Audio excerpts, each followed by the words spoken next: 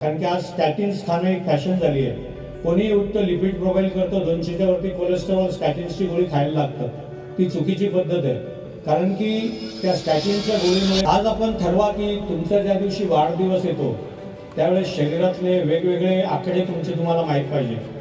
तुमचं वय, त्याच्याप्रमाणे उंची किती आणि वजन किती, त्याचा आकडा मेळ घालतोय का नाही, तुमचा रक्तदाब किती आहे, कोलेस्ट्रॉल लेवल चेक केल्यानंतर त्या किती आहे त्या तुमच्या डॉक्टरला विचारूनच त्या गोळ्या चालू करायच्या नाही ठरवा. कारण की आज स्टॅटिन्स खाणं एक फॅशन झाली आहे. कोणीही उठतं, लिपिड प्रोफाईल करतं, 200च्या वरती कोलेस्ट्रॉल, स्टॅटिन्सची गोळी खायला लागतं.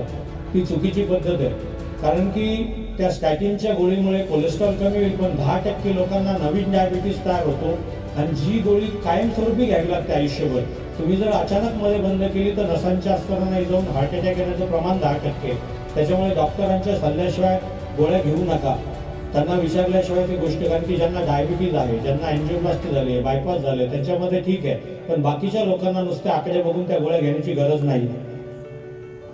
शुगरचे तुमचं कंट्रोलमध्ये आहे का नाही, वजन कसं आहे, हे सगळे आकडे तुमचे जर तुम्हाला माहीत असतील आणि त्या पद्धतीने तुम्ही तुमच्या जीवनशैलीत जर बदल केले तर तुमचं आयुष्य निरोगी होण्यास मदत करेल.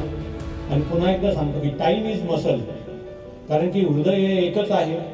तुम्हाला जेव्हा हृदयविकाराचे काही झटक्याची लक्षणं किंवा हृदयविकार, रक्तपुरवठा कमी पडतो याची जर लक्षणं जाणवली तर तुमच्या तपासण्या नक्की करून घ्या, की जेणेकरून कोणतीही गुंतागुंत न होता इमर्जन्सीमध्ये पण चांगली ट्रीटमेंट मिळून तुम्ही पूर्णपणे चांगले होऊ शकता आणि त्याच्यानंतर आपल्या जीवनशैलीतले बदलणं तुमचं आयुष्य वाढवायला मदत होऊ शकते.